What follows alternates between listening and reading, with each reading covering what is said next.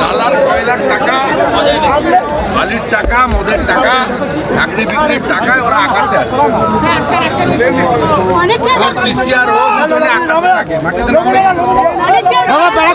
দাদা ব্যারাকপুরের প্রার্থী ইতিমধ্যে বলেছে 7টা বিধানসভা কেন্দ্রে শেখ শাহজাহান আছে। শেখ শাহজাহান 7টা বিধানসভাতেই আছে। অর্জুন সিংই বলেছেন আগামী দিনে কি খুঁজবেন? আছে, ছোট ছোট আছে, খোঁজার দরকার নেই, যারা খোঁজার তারা খুঁজছে।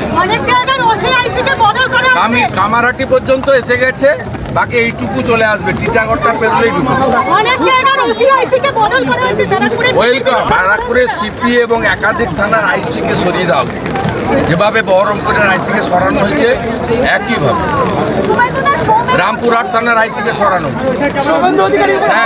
শ্যাম সিংকে হামলা করতে গেছিল, গামলা হয়ে চলে গেছে।